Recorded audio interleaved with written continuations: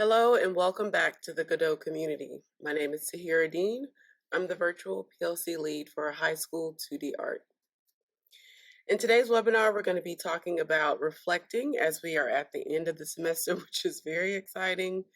And also it's kind of like panic mode, of course, because we're putting in grades and wrapping up all the things, shows, making sure students get their work back, so on and so forth. So I wanted to uh, just kind of do a wrapping up the semester webinar and kind of a farewell. Have a great summer also. So one thing that's important as we go into the end of the year is also preparing or thinking about ways that we can help prepare our students for next year. And for seniors that are graduating, if you're a high school teacher, helping to prepare them for life after high school, which hopefully is something that you've helped them with when they came in, just kind of getting them to start thinking about their next steps. But nonetheless, I have a lot of seniors in my classes, and today is actually their last day. They're doing their senior walkout today. So they actually, I think around 3 o'clock, will be called to the auditorium and they'll do their final walk all together down the hall. So I'm sure I'll see a lot of tears, hugs, smiles, things like that. But going into the summer, I did try to help some of them get some internships. So there are 3 students that will have internships this summer, one with a local artist, and then one in working with an administrator in an art center. And then the other one there's some kind of teacher preparation program. She wants to be a high school art teacher, which is really cool. So I've heard about this program that she can sign up for. So she'll be doing that this summer at Georgia State University. But students that are going into like their junior, senior year, sophomore year, thinking about helping them find access to summer art programs, summer art classes, and things like that. Like there's one student or 3 students that will be traveling to France with SCAD this summer.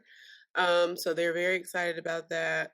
There's actually a chaperone from our school that's going, since none of the art teachers could actually go this year. Another important thing to think about is doing a room cleanup and art inventory.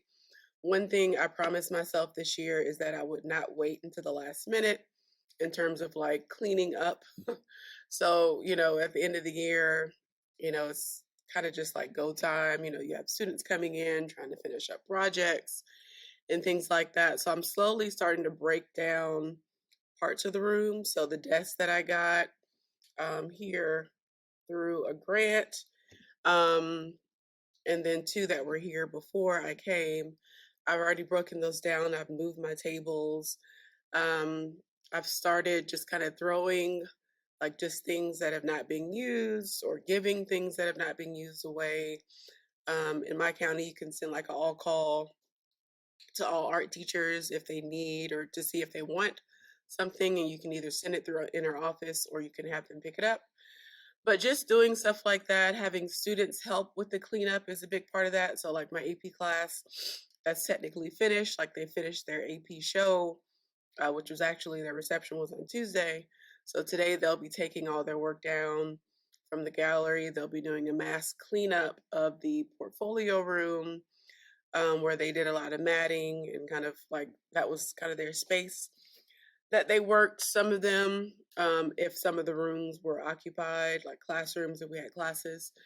So just getting some buy-in and help when it comes to cleaning up, but most importantly, starting early so you're not just throwing everything in the closet, turning your head, and dealing with it come August or July, August.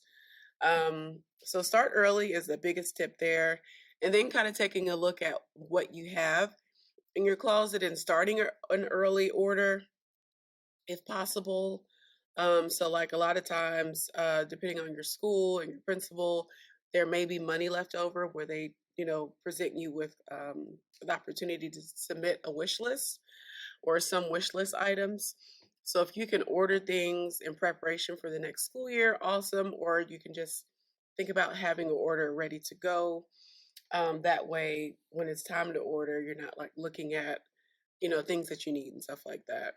That would be helpful throughout the school year. So I mentioned this a little bit already, but if you're in a community that has limited resources in terms of summer art classes, another idea might be a summer kind of to-do list. So that could include um, art experiences, um, maybe some drawings or things that they have to sketch or create, things that might encourage them to get up and go out. So they're kind of creating their own little curriculum or experience for the summer. If you know some students are going on travels, maybe mentioning some places that they could hopefully visit. And that might be really good to send a supporting email to a parent or guardian just to make sure, that line of communication is open and you have some support there. But internships, it sounds like such a big word and something that's not reachable. But a lot of times, we as teachers have a lot of connections. And if the student is really worth, that effort of, oh, this is an awesome student, would you consider an internship opportunity, for him or her? A lot of times they'll be open. So all we have to do sometimes is ask. And of course, they have those formal programs that students can apply for. They might need like a email of support or a recommendation letter from you. And then a lot of colleges have, um, sometimes they can be a little pricey, but sometimes there might be grants or scholarships they can get for the programs. But a lot of times colleges will have summer experiences for students. So it just takes a little bit of research on a lot of the students' part. And then sometimes we might have those students that just need a little bit of push and might, kind of lighten up or, get really bright eyed with the great opportunity presented to them. So um, if you can, definitely look into summer art experiences and classes and internships for your students. The last thing I wanted to share was my AP Studio summer assignment. So I will have AP again next year. And I've changed the way I look at summer assignments, especially with the way they have changed the AP format. And now I think it's started in 2019. But as opposed to having summer assignments where they actually create, I'm approaching it this year as more so opportunities or experiences that they need to, partake in. So what I did was me and I worked with the 3D art teacher here who will have a AP 3D class, is we compiled a list of summer experiences in or around Atlanta.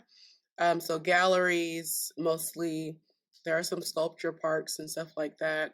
And then we're asking them to take photos and sketch. So they'll create like a little mini PowerPoint that they'll present to their classmates during that second week of school, just talking about their experiences. And what I'm hoping this will do is allow them to get out in the art community and really look at art, get connected with art, to kind of take a look at how work is presented, look at artist statements, look at, the credit line, kind of experience just a museum. We always, the most popular museum here in Atlanta is, of course, the High Museum, but there's so many other art experiences that students can gain from if they just explore a little bit.